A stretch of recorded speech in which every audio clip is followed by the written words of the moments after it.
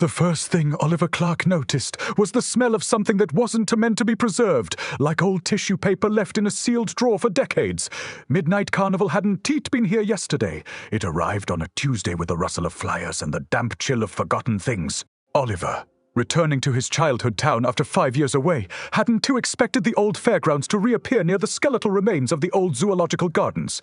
He'd been a regular at Mr. Hemlock, sass animal shows as a kid, drawn to the gentle-eyed pheasant trainer who'd once shown him how to soothe a startled rabbit. Now, the carnival grounds smelled faintly of vinegar and ozone, the air heavy with the sticky sweetness of spun sugar gone stale. He shivered, the collar of his coat rasping against the stubble of his jaw. A small, grizzled grey cat, no more than a stray, weaved between the legs of the vendor selling neon-colored cotton candy, its gaze fixed on Oliver eschews as he walked the zigzag path outlined in peeling black paint.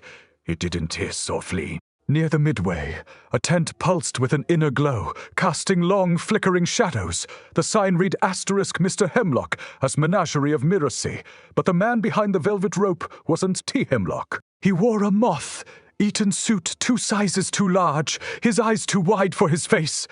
"Pay your admission," he rasped, holding out a fist, 1 for the count. Oliver saw it then. The card clipped to the man's lapel, though small, bore the word zoologist in faded ink next to a number, 21. Oliver's father, a former zookeeper, had always insisted the number meant something. He felt a familiar knot of dread tighten in his gut, a feeling he'd forgotten in his life away from this town. This smell. Inside the tent, the air hummed with a low, resonant drone. 3 ringmaster dummies stood stiffly beside a broken music box. Oliver couldn't look at them for long. Their painted eyes seemed to follow him. The cat had slunk inside, weaving through the legs of the dummies, its tiny body, pressed close to the floor.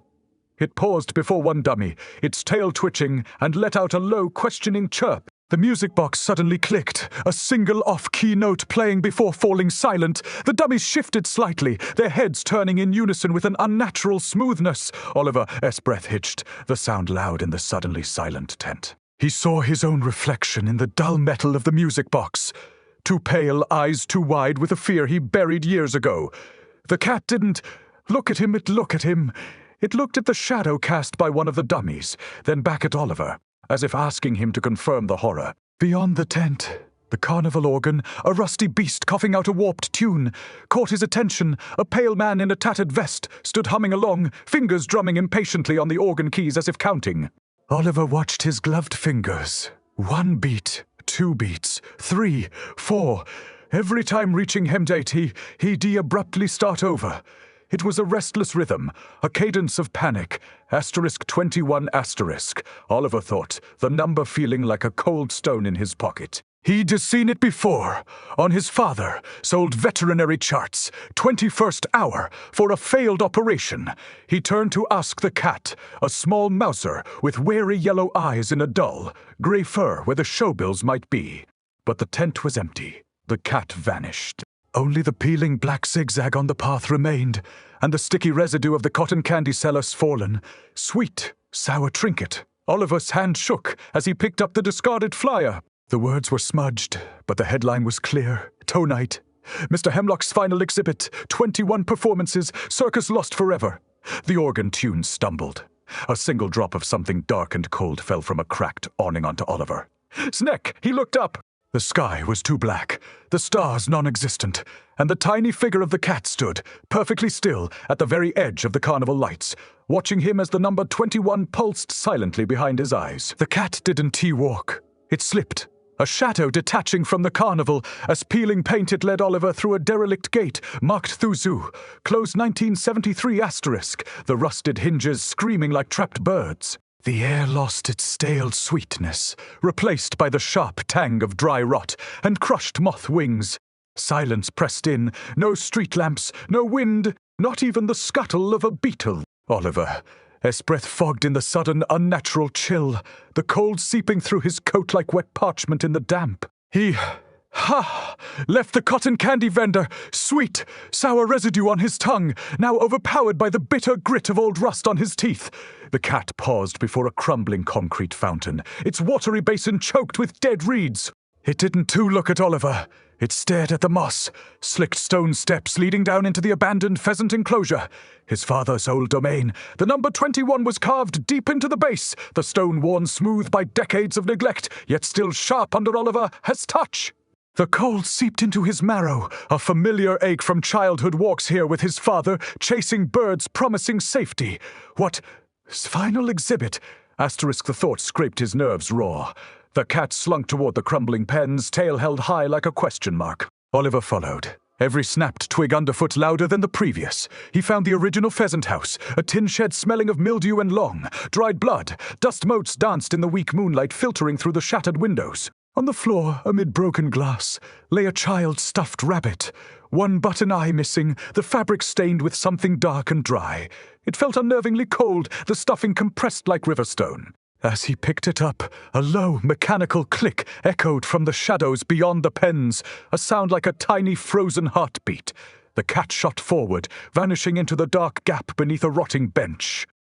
Oliver did to hesitate. He crawled through the space, the rough wood tearing his sleeves, the air thick with the dust of lost things. Inside, the cat stood near a heap of discarded metal cages. The space smelled like forgotten batteries and cold iron, and there, etched into the rusted wall, was a new number. 22. Oliver. Pulse hammered against his ribs. He turned, expecting the cat to lead him out. Instead, it padded toward the shadowed far wall, its dull, yellow eyes fixed on the space above where a large mirror had once hung, long since stolen. It didn't too move. It defocused, as if into a reflection that wasn't he there. Oliver felt a cold, wet scrape on his ankle, like a finger made of frost. He looked down. The cat was gone, but the alley behind the shed, which had been empty, now held a figure.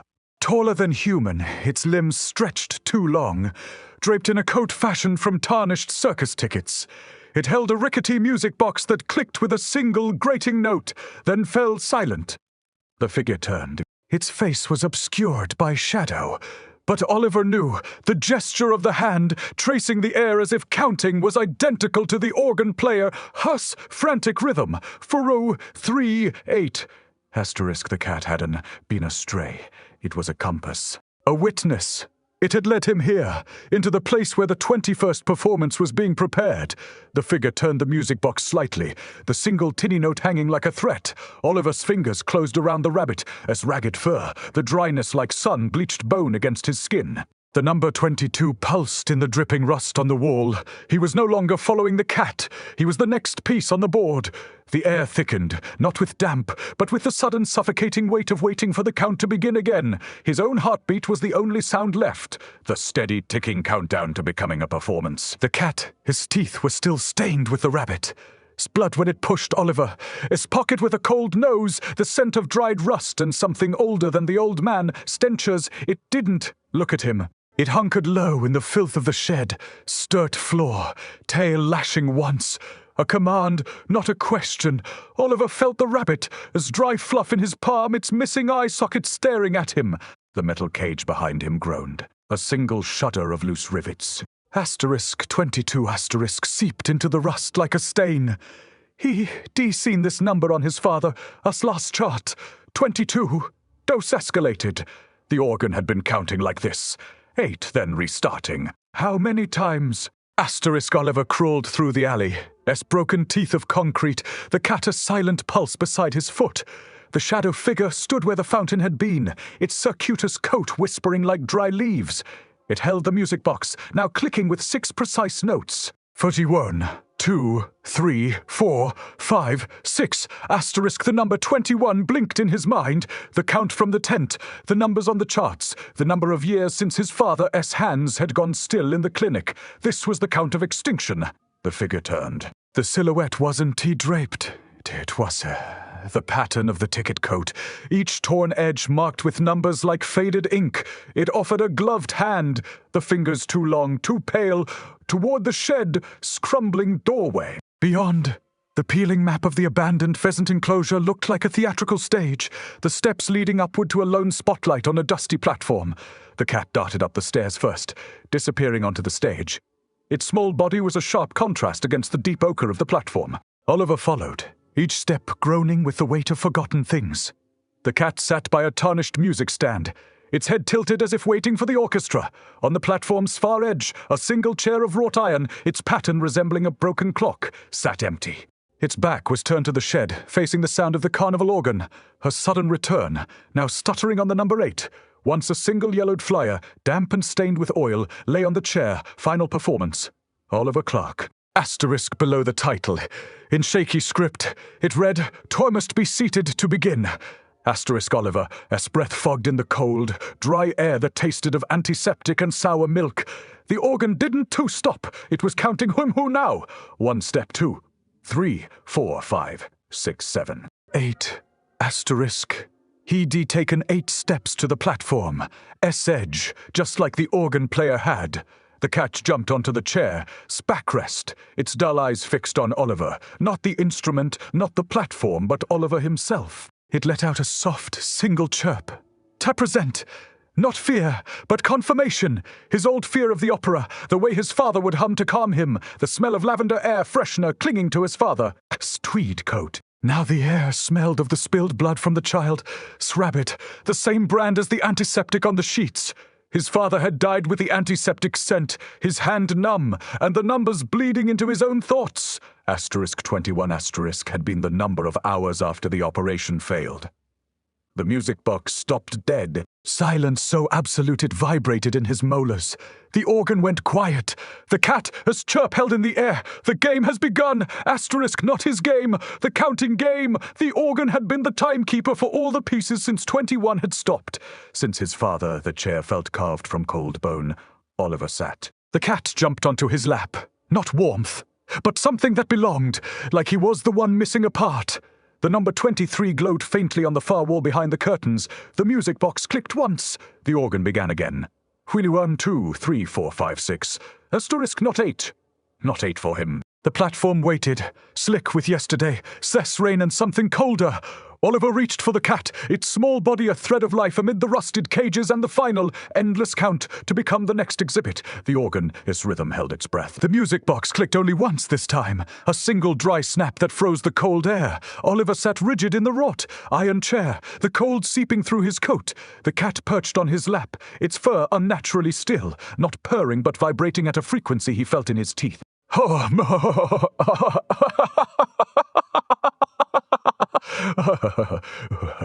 Offended them to.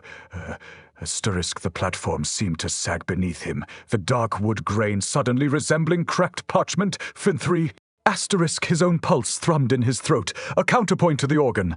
S dry, rhythmic cough D4. Asterisk the cat, S head turned towards the empty space behind him, ears swiveling like tiny satellites. Asterisk he saw the reflection in a brass knob, his own face pale, mouth slightly open in the act of listening, not breathing. Fu6, asterisk the flyer on the chair smoldered, the ink bleeding into the metal like ink on wet paper. Fu7, asterisk his fingers clawed the armrest. 8, asterisk the organ fell silent. A wave of thick, silent dread washed over him. Not the absence of sound, but the pressure of sound trapped in the walls. Asterisk the cat lifted its forepaw and gently tapped Oliver. A wrist, a slow, deliberate fund. Thump, thump, matching the hidden pulse now throbbing in his temples. The 10, asterisk the cat jumped down. It walked past Oliver, its legs towards the stage curtain, its small body a stark shadow against the ochre. It didn't vanish. It morphed, dissolving into a smear of grey dust that swirled across the floorboards, then reformed into a perfect replica of the stuffed rabbit, missing one button eye. Its dark, wet nose pointed towards the curtain, the fabric now trembling with an unseen breath. Asterisk Oliver. Slim's felt heavy as wet wool. The chair felt rooted. The cat, rabbit, sat in the dust, its shape unwavering. 12 asterisk the organ emitted a single high note, like a violin string snapping, then plunged into silence again. The absolute quiet was suffocating, layered with the dry crunch of cotton candy underfoot. Footy, who tasted it earlier, the sweetness now metallic, and the distant, warped echo of laughter from the carnival midway 13. Asterisk, he looked down. His hand was not his hand. It was thin, pale, the skin stretched taut over the bones like old wallpaper pulled too tight. He flexed his fingers, they felt brittle, ready to flake. 14. Asterisk, the air thickened with the scent of forgotten pennies, copper, old blood. 15. Asterisk, the cat. Rabbit let out a tiny, wet click, like a tiny dry bone snapping in its throat. 16. Asterisk, the platform pulsed once, a slow, uneven rise and fall beneath him. 17. Asterisk, Oliver realized the bench beneath the shed wasn't rotten wood. It was the shape of his father. His desk, the same one where he'd watched him scribble numbers late into the night. 18. Asterisk, the cat. Rabbit blinked, a slow, deliberate lowering of its wet lids. 19. Asterisk, his vision narrowed to the single point of the cat. Snows, the dust mote swirling like tiny, decaying stars. 20. Asterisk, the organ began its relentless rhythm again, not counting him 40 the chair, but 2 fi form, a si fi tire, the chai vi fi tire. 21. Asterisk, the count began. He felt it not as sound but as a physical force, a cold wire tightening around his chest, not to strangle, but to strangform. 20. 2. Asterisk, his coat rippled, the texture shifting from woven fabric to something more like pressed leaf, mold, smooth and brittle. 23. Asterisk, the stage lights, once pale ghosts, blazed white and harsh, revealing not the platform, but the shadow of a gilded cage nailed into the wall behind the curtain. Inside, woven from woven spider, silk and dried pheasant feathers, lay a skeleton in a tattered ringmaster. His coat, one empty sleeve extended, as if reaching for the cat. The cat, Rabbit, stepped onto the stage, its tiny form glinting with a sheen of newly dried antiseptic. It didn't look at Oliver. It looked at the cage. Oliver, as breath hitched a dry, rattling sound, the organ played a single clean note. Final performance. Oliver Clark must be seated to begin. Asterisk, the chair beneath him dissolved into a nest of grey, pulsing threads, stitching themselves into the skin of his back. The cat, Rabbit, sat perfectly on the phantom seat, staring out at the empty carnival midway where the cotton candy vendor, a stall now bore the words, "The 23rd exhibit. Please sit." Asterisk, Oliver felt the threads of his own body begin to untwist, becoming the first notes in the final, unbroken rhythm. The count was complete. He was the performance. The cat, silence was the loudest thing left. The cat. Rabbit nudged Oliver's shoulder, a pressure like a held breath. He felt the threads still binding him to the platform, not restricting, but temp-shaping. His back was no longer bone and muscle, but a lattice of woven shadows and the faint scent of rain that never fell. The cat, Rabbit, sat perfectly on the ledge of the stage, its single-button eye gleaming wetly in the harsh light. Oliver, as new body hummed with a low frequency, resonating with the organ as unseen pulse, harkied whole. Asterisk, the air pressed cold against the back of his neck, not ice, but the solid chill of a tombstone. He tried to move his fingers. A mistake! They elongated, the skin stretching thin, a dry rasp like paper tearing against itself. He saw it clearly. The pattern of his knuckles shifted, tiny rivets appearing beneath the translucent skin like a clock, as mechanism being rewritten. True, asterisk, his reflection in the smudged brass knob of the music stand wasn't his face. It was the pheasant trainer. As hands, younger steady, pressing a damp cloth against an old wound, Oliver's father, as hands, just before the numbers stopped. 3, asterisk, the cat, Rabbit tilted its head, not at Oliver but at the gilded cage. Inside, the skeleton in the ringmaster, its coat lifted its one sleeve, her hand reaching. Asterisk, Oliver felt the ghost of his father's touch, a promise of safety, the weight of his hand on Oliver, small shoulder after the first time he failed to calm a frightened bird. The memory was warm, a crackle of old fire, not the cold that seeped into his new form. 4, asterisk, he recognized the scent clinging to the cage. Old medicine, the sharp sting of antiseptic on gauze, mixed with the faint, sour smell of vinegar from the carnival's cotton candy. His father's last breath had carried that perfume. 5. Asterisk, the organ gave a single, sharp note that wasn't a sound, but a physical twin shift in the air, like the moment a door closes behind a funeral. C6, asterisk, the cat. Rabbit stepped down from the ledge, its tiny form seeming to slide through the planks of the stage floor. Where it had stood, dust swirled. Not falling, but coalescing into the shape of the child, stuffed rabbit, missing its other eye. The dust rabbit turned its damp nose toward Oliver, blinking once. Command *7 Oliver, could T look away from the shape? It wasn't T the rabbit he. Found in the shed. This felt newer. I leave in its dust. Like a memory just sharpening, he flexed his stretched fingers, a joint clicked. Not brittle but smooth, like a gear turning in a secret mechanism. 8. He felt the platform underneath him, foot in hail. Not wood, but the slow, deep rhythm of the earth itself, remembering its own buried tracks. This was where his father had pointed out the first pheasant, his hidden path. Funin * the organ struck again, not counting but to introducing. The music box, now back in the hands of the shadow figure standing silent at the edge of the curtain, clicked once. A pure discordant note hung in the air. Writing 10. * the cat. Rabbit.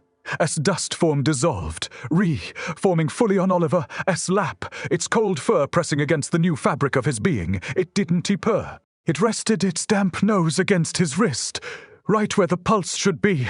But now it was just a slow, steady thrumming from within the lattice of his skin. Foy 11. * the shadow figure raised its long hand, not towards Oliver, but towards the cage. The skeleton's empty sleeve fell still. 12. Oliver understood the exhibit. Not a performance to Fortune the Carnival, but the carnival footy being. Its history was being rewritten in the bones of those who sat in the chairs. His father hadn't died. He, we become her note. * the numbers on his father. S-charts weren't errors. They were invitations. 14 * the cat. Rabbit turned its head, dull eyes fixed on the faded carnival tents beyond the ruined stage. They were flickering, not with light, but with the faint, anxious pulse of remembered joy, the ghostly hum of 100 child, fingers clutching cotton candy sticks. The 15 * the organ began to count again. Not a rhythm for steps, but for twitty existence on Phi 1. Oliver felt the first thread of the cotton candy, sweetness, sour and sticky, bloom on his tongue. Whoso taste now, futu. His lap grew warmer. The dust rabbit, as presence a steady counterpoint to the platform. Slow breath, 3. The hollow where his heart used to be filled with the sound of a man counting sheep at 21:07 a.m., the exact time his father had drawn his last breath, the moment the antiseptic scent thickened, the numbers bleeding into the air. 4. He finally saw why the cat had led him. It wasn't teeth to escape. It was to show him the new shape of the chair, the only way to finally sit quietly in the seat his father had left open. 5. The cat. Rabbit let out a single soft chime, the sound of ice cracking on still water. The last thread was pulled taut. The organ counted to 5. Not steps, not hours, but the shape of arrival. Oliver Clark ceased. The performance was complete. The chair settled. The cotton candy vendor, a stall flickered to life with Tootie, the 24th exhibit. Sit and stay. The count began anew. Deep within the old pheasant enclosure, the only sound now the dry, patient turn of gears in his own bones. The cotton candy vendor. Her stall tasted of vinegar and thyme, its syrupy residue clinging to Oliver, a new tongue like old bruise. The pheasant enclosure hadn't become a memorial, it had become the carnival, a operating table. Oliver Clark was no longer seated. He was the chair, the wood grain now a map of his own forgotten nerve endings. The organ played, but not for steps or hours. It counted the slow, patient dissolution of the exhibit behind the gilded cage. The cat. Rabbit materialized on the stage, S-edge, its dust, molded form untouched by the rusted gears biting into Oliver, a spine it didn't. Look at him. It stared through the curtain at the midway, where the cotton candy vendor stall was now a boarded, up cavity smelling of damp wool and fear.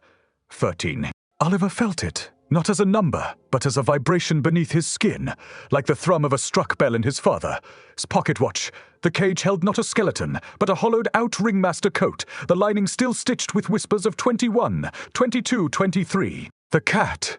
Rabbit dipped its damp nose into the air, its small form radiating cold, 1414. A single strand of spider, silk newly spun from the cage, S-frame brushed Oliver. S transformed cheek. It held the ghost scent of his father, antiseptic, slick fingers, the exact moment the numbers stopped bleeding into the air. The carousel, once a kaleidoscope of shrieking laughter, now moved silently, its horses' wooden eyes blackened pits where they de-rolled into shadow. The cat, Rabbit, skittered across the stage, leaving a trail of shifting dust where its path intersected with Oliver, his lattice. Veins it paused at the foot of the gilded cage, its button eye fixed on the empty sleeve. Oliver knew. The cage wasn't a container. It was a furry reminder. The carnival hadn't stolen his father. It had folded him into the rhythm, stitch by stitch, the way his father had once folded a ribbon into a rabbit. Hesnek. Now the cage awaited its next visitor. The thing that would become the chair. 16. The organ didn't falter. Its music box clicked, a dry, grinding sound like rotten teeth grinding together. The cat, Rabbit, hopped onto Oliver, a slap, its cold fur pressing against the web of new skin blooming over his ribs. Fu 17. Oliver saw it then. The threadbare lace at the cuff of the skeleton, S-coat. It matched the ribbon his father had worn in his final clinic photo, the one Oliver had fingered while waiting for the count to stop. The carnival wasn't just an exhibit. It was an algorithm, a slow mechanical unraveling of life into sound. The numbers weren't errors, they were footy equations, did. 18. The carousel, a soundless motion quickened. The booth where the organist had stood now bore a new flyer, the ink blurring like wet ink on bone. There are 3 stools in the menagerie. Sit. Asterisk the cat. Rabbit let out a single, sharp click. Not a chirp, but a dry scrape of bone. Heighteen Oliver. Skin stretched taut across newly formed ridges where numbers should have been written. He felt the weight of all the Thavai others who had sat before him, their consciousness bleeding into the wood, into the organ, counting. His father's voice echoed, asterisk, "You don't wait for the curtain, Oliver. You become the silence between the notes." Asterisk 20 kun. The cat, Rabbit, as dust dissolved into the stage floor, reappearing in a smear of grey against the velvet rope of the menagerie tent. The torn fabric hung limp, stitched with a new number, asterisk 24 asterisk. The cat, Rabbit, didn't look back. It stepped into the shadowed gap where the tent should be, and the gap didn't seem dark. It seemed hungry, 20. 21. The organ struck once, a pure note that resonated in the hollows of Oliver, his body where his heart used to beat. 22. A figure emerged from the midway, splacker shadows, small, wrapped in moth, eaten fabric, its hand tapping 43-4 on its thigh 8 times before starting over. The count was restarting. Oliver felt the threads stitching him deeper into the floor, the scent of antiseptic mingling with the cotton candy, a sour syrup. The cat, Rabbit, dust shimmered one final time. No, not shimmered. Solidified into the shape of a child, his hand palm up, waiting to be filled. The carnival's heartbeat was no longer sound. It was the slow, quiet pulse of a chair accepting a new guest, the only rhythm that ever mattered. The organ counted, Futi ho ni, 2, 3, 4, 5, 6, 7, 8. Asterisk the next one has arrived. Asterisk the game's final piece was already seated. Oliver Clark began to breathe. The new arrival, as boots clicked against the platform, dry fibers like distant rain, a sound that felt like cold needles through Oliver, as lattice skin. 24 pulsed beneath the wood grain where the empty stool should have been, its absence a sore throng where Oliver's father had once sat waiting for the count to end. The cotton candy vendor, a stall breathed sour regret now. The air thick with the ghost of bruised strawberries and forgotten promises. Oliver felt the weight of the new body. Alex, as trembling steps, the fresh panic dampening their clothes, into the marrow of his own woven shape. Hoot-woo! The carousel, soundless horses turned slightly, their empty eyes tracking Alex's slow progress. A single hair, still damp with nervous sweat, drifted from Alex, sleeve and settled into the wood grain beneath Oliver, a spine it felt like a question mark written in salt. 3. The cat. Rabbit materialized between the gilded cage and the stage edge, its dust, molded fur clinging to the splinters. Not a rabbit now, but a cat-soft curve, its unblinking yellow eyes fixed on Alex. It nudged Alex, Sankel with a cold nose, not seeking shelter but furry guiding. One paw, then the next. 4-4. Alex stumbled toward the empty stool, their breath ragged and sharp as fractured glass. The stool itself seemed to yield, as if the wood remembered the shape of a neck, the curve of a shoulder. Oliver felt a familiar, dreadful pull, the sensation of his own backbone dissolving into the stool. Grain 5. He saw Alex's reflection in the blurred brass knob. A pale face, wide eyes shadowed with the echo of past victims. The cage behind them trembled, the empty sleeve brushing the cage, cold metal. 6-6. Alex's fingers brushed the stool. Rim, and the wood absorbed the touch like a seal falling into ink. Oliver's voice, a low hum resonating in the old pheasant enclosure. Wasn't T-sound but vibration, Fundio Sitwi 7. The cat. Rabbit pounced onto the stool, its empty seat, its fur dissolving into the grain. Its image lingered in the wood, a tiny claw mark glowing faintly where it had stood. Alex sank onto the stool, a soft sigh escaping as the wood wrapped around them like velvet. Oliver's skin stretched taut over new ridges, the pattern matching the numbers on his father's last chart. The antiseptic scent deepened, now carrying the bitter note of rain on broken pavement. Hoofenine. The organ played a single, clean note, not counting steps but 2 feet confirming. Alex's breath slowed, matching the rhythm of Oliver's new pulse. The cat. Rabbit. Form reformed at Oliver. Side, pressing against his lattice skin, cold but toifia live, hootem tin toily fi P10. 11, Alex his pulse matched Oliver, slow, steady, pulling the air from the space between them. The cat. Rabbit stretched its neck, nuzzling Alex's knuckles, its muzzle cool as river stone. 12. Oliver saw the tiny thread of spider, silk on the cage's frame, now braided into the hollow of Alex's wrist. The carnival hadn't stolen Thuth. This had victim. It had merely completed the pattern. His father had understood this, had wondered upon why did this. The numbers weren't T-rashers. They were suit weaving. 13. 13! The mirror beyond the tent wasn't teat broken now. It reflected the empty spot where Oliver's face should have been, replaced by the silent watch of the cat. Rabbit! 14! Alex reached down, their hand passing forward. Oliver, swarm as if parting smoke. The cat, rabbit, let out a soft, dry chime, the sound of dust settling onto untouched lace. 15 sur 15. Or 16, Oliver realized. The carnival did not haunt. It remembered. Every seat was an echo of a seat still empty. Every victim not an ending, but an ushered arrangement. The count had been there all along. The 320, 40 the organ. Sex note rose like the first light on an old key. 17. The cat, rabbit, as fur rippled, reflecting the stark, unblinking gaze of the new guest. It sat upon Oliver, as shoulder, no longer a guide but a witness. 18. The platform shuddered once, not with vibration but with a sigh of completion. The cotton candy vendor.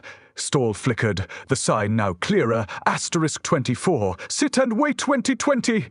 Tui Oliver Clark ceased. The chair accepted the new weight, felt the breath of one more soul settling into its grain. The cat, rabbit, turned its head slowly, amber eyes locking with Alex. No fear, only the quiet understanding of being finally foinseen fully tooth. We won, flicked once, we won. 8. The number 24 no longer felt like a count. It was a home, and Oliver the still, chair in the heart of the carnival, finally breathed. The organ didn't play sign the mood tonight. It counted the new guest between 2 exhausted sobs. 20 Faven. Vinnick still sat rigid on Oliver's back. The wood grain now warm beneath them, holding the shape of the body that had come before. Oliver felt the lattice in his skin flex with each shallow breath Alex took. The same uneven rhythm as his father's last labored gasps in the clinic. The cat, rabbit was gone. Not vanished, but integrated into the platform's very fiber.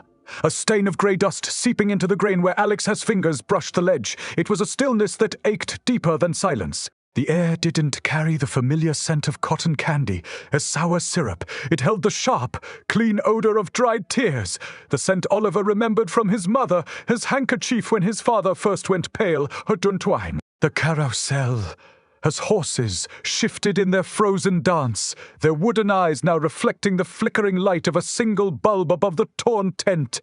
Hutwum. A thread of spider, silk once braided into Alex's wrist, snapped and drifted free, curling toward Oliver, a spine like a cold, dry tendril. It felt like the memory of his father as last touch on his shoulder. Alex's fingertip traced the pattern of Oliver. Slattis finding ridges where numbers had bled into the wood. 21, 22, 23, 23, 24, now fading, softened by time and absorbed flesh. Fie. The cat, rabbit, S' presence was felt only as a cold spot beneath Oliver. S' shoulder blade, a weight that wasn't tea there, but was utterly real. The ghost of its fur pressed against Alex's skin, a reminder that the chair held more than pain. It held Frida recognition. A new flyer materialized near the cotton candy stall. The ink blurring like ink on bone, the words forming without a hand. The 25th stool is ready. Sit and remember, Alex trembled. Not with fear, but with the sudden, terrifying awareness that the booth wasn't tea for waiting. They were 40 already woven into the structure of the booth itself. Fusixi. The platform beneath them deepened its slow breath, a pulse felt not through skin but through the marrow of the wood. It breathed, twint with Alex, a shared rhythm of exhaustion and release. Oliver knew this was the point his father hadn't understood. You did twint wait for the count, you pre-became it. The numbers weren't teat in the charts. They were in the pulse of the chair, in the way the wood absorbed a guest, swayed before settling. Surrendered the cat. Rabbit's dust form solidified for a moment at Alex's feet. Not a rabbit, not a cat, but a single perfect paw, print of sand. It gleamed faintly, cold as the night air, tracing a path from Alex's toes toward the empty stall. Atat. Alex's thumb rubbed the platform, grain where Oliver Lattice pinpricked their skin. They didn't see the pattern, but their nerves felt it. How every stool had absorbed its guest, rewritten itself around the weight, forgotten to feel cold. The carnival didn't steal chairs. It recycled the weight of all the people sitting inside it. Alex's breath hitched as they touched the grain. Their fingers sank into the wood, not deeply, but just enough to feel the old warmth of someone else, as absence puli. The organ played a single pure note. Not counting, not waiting, a confirmation. The carousel horses completed their silent turn, their heads bowed as if in respect. Huntentway, the platform grew warmer, the scent of antiseptic sweetening into something almost like lilac. Alex closed their eyes. It wasn't fear. They were settling into a memory they never lived but had twin-herited. The cat, rabbit let out a sound like dried leaves skittering across stone. 11 Oliver saw it. Alex wasn't going to become a note. They were becoming the fifth pause between the notes. The quiet where the breath holds before the next phrase. The sound Oliver, as father had hummed in the clinic. The one that wasn't tier number at all. 12E. Alex sat. Not leaned, not waited, but settled. The wood wrapped gently around their elbows, their spine a quiet confirmation. 1313. The cat, rabbit dissipated entirely, not a residue, but an absence left known. Its shape reformed in the hollow of the chair. Backrest, a soft impression, worn smooth by too many arrivals. 214. The organ counted again. 4-4-2, 3, 4. The same rhythm, but no longer a countdown, a breathing. Oliver Clark ceased. The 24th exhibition was complete. He ceased to be the chair. The chair had ceased to be waiting. It was simply there. The way the old pheasant enclosure remembered the paths of birds it once held. 16. The platform held the warmth of the new guest. The cotton candy vendor, as stall pulsed faintly. A new sign flickered, brighter. The 26th sitting is still avoided. It didn't speak of the table, but the table spoke of the table of a chair waiting for what was left. The cat, rabbit, wasn't he there to lead? It was there to confirm. This was where all the weight settled. A new breath drifted from the midway. Waited. The organ played a single note, pure and clear, not counting the footer next to guest, but the space they hold upon arrival. The platform was quiet. The seat was prepared. The seat was fire ready, and Oliver, woven into the wood, felt only the weight of being remembered. The platform held its breath. The only sound now, the slow turn of two hearts beating as one. The flyer burned with cold light in the new guest, as palm, its ink dissolving into the grain of Oliver, as back like sugar in rain-footed. The 26th sitting is still avoided. It read, not a warning, but a sigh echoing from the platform. As hollowed core. The guest, Lydia, though the name meant nothing now, felt the wood absorb her weight without resistance, not sinking in but joining. The sharp tang of forgotten coin collections filled her nose, not metal, but the dry aroma of old game tokens left too long in the sun. Beneath the chair, surface. Beneath the familiar scent of her own fear lay the ghostly texture of pressed ferns from the pheasant enclosure as forgotten garden, who shorn? Asterisk the carousel horses. Shadows shifted on the stage, their painted eyes now reflecting not light but the slow seep of memory, the soft rustle of her mother's apron as she held Lydia's hand at the zoo, years before the numbers began to matter. The sensation was T-visual. It was a vibration humming in her ribs, a quiet thrumming of recognition beneath the wood, Fakutu. Asterisk a single thread of spider, silk newly spun from the cage, frame brushed Lydia. Cheek. A cool, dry scratch unlike any touch she'd known. It carried the faint, sour scent of the cotton candy vendor's forgotten stall, a flavor gone metallic and sharp. 3 asterisks she flexed her fingers, pressing them into the platform. As warmth, her skin stretched, thinning as if the wood seeped into her pores, leaving the faint sheen of old ink on her knuckles. The ghost of the cat, has fur pressed against her wrist. No cat, just the memory of its cold pulse, a weight as quiet as dust settling on the empty seat before hers. 4. Asterisk the organ, a single. A pure note began not outside, but for within, her own bones, a low resonance that deepened with each breath. It wasn't he counting steps, it was the sound of the chair breathing her in, her 5. Asterisk Lydia heard her own childhood laughter, the sound of sliding down the old pheasant, as enclosure hill laughing with her mother, echoing not through air but through the platform's very fibers. The memory felt like pressing a cold stone to her palm, its edges worn smooth by time. 6. Asterisk a faint warmth spread from her shoulders where Oliver lattice had knitted into the wood, grain it wasn't human heat. It was the slow, patient throb of absorbed breaths, of waiting for the grain. She understood now. The chair didn't hold visitors. It held TVs, the paused between where they began and where they became. 7. Asterisk the platform softened beneath her, not giving way but yielding cooing, as if the wood recalled the exact slope of her father's tired shoulders when he carried her home from the fair. The scent of mildew and dry earth. The exact smell of the shed where she'd found her mother's forgotten thimble blew over her face. 8. Asterisk the cat. Rabbit's absence became its clearest presence. Not a shape, but a hollow space in the pattern where silver-flecked dust had clung, a perfect empty indentation at the chair's right armrest. It wasn't two missing. It was Footy waiting for the next shapey to 9. Asterisk the organ. His note hung steady in the air, no longer a count, no longer a rhythm, but a promise in the low frequency of the grain. Lydia exhaled for the first time since she'd arrived, the slow release echoing the chair.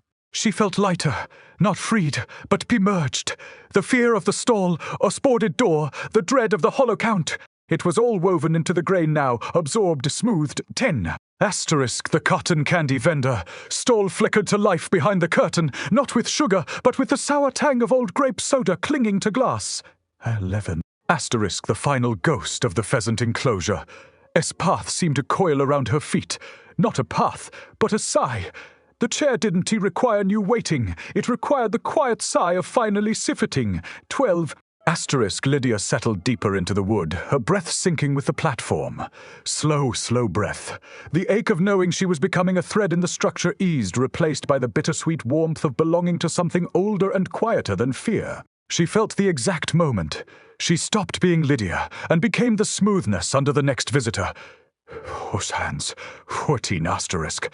A single silver thread, cold as moonlight, curled from the platform space, its path leading toward the empty gap where the cat-rabbit had dissolved. It wasn't waiting. It was pointing haunting. 14. Asterisk the platform held its breath. The organ played the pure note again, letting it fill the space already cradling her. 15. Asterisk she wasn't seated for the carnival. She was, the soft pause between the notes of the broken carousel. The cat, rabbit, as ghost, shaped hollow knew the path to all the ready seats.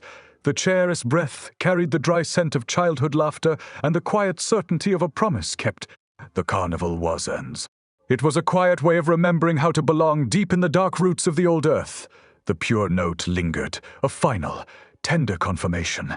The seat is prepared. Asterisk Siftive. The weight is home. Asterisk she closed her eyes, breathing as the wood did, ready for the next thread to join.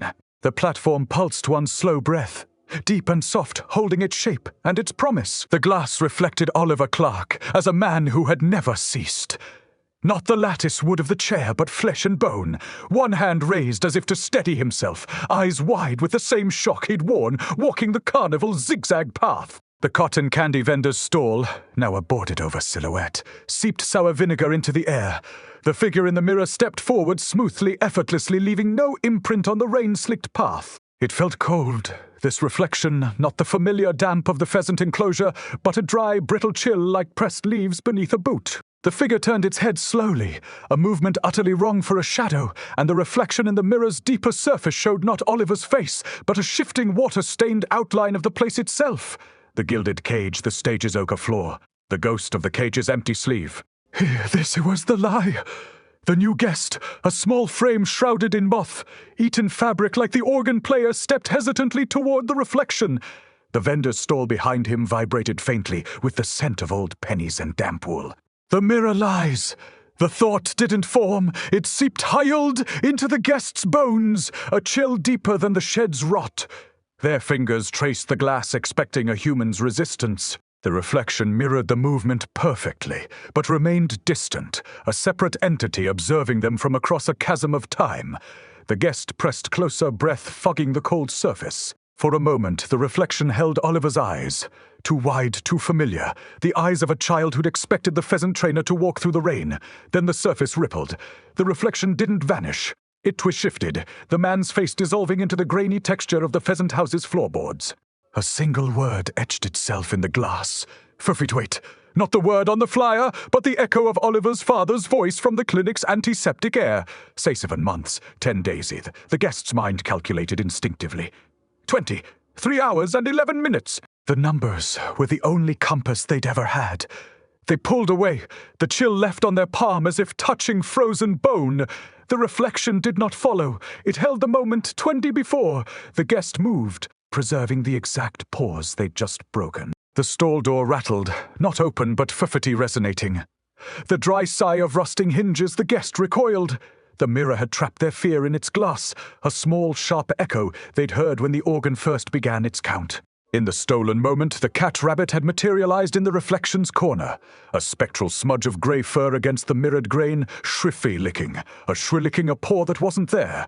It had come to watch the lie, to confirm the moment when reality unraveled. The guests stumbled back toward the Midway's skeletal stalls. They had never wished to believe the reflection, only to step where they belonged.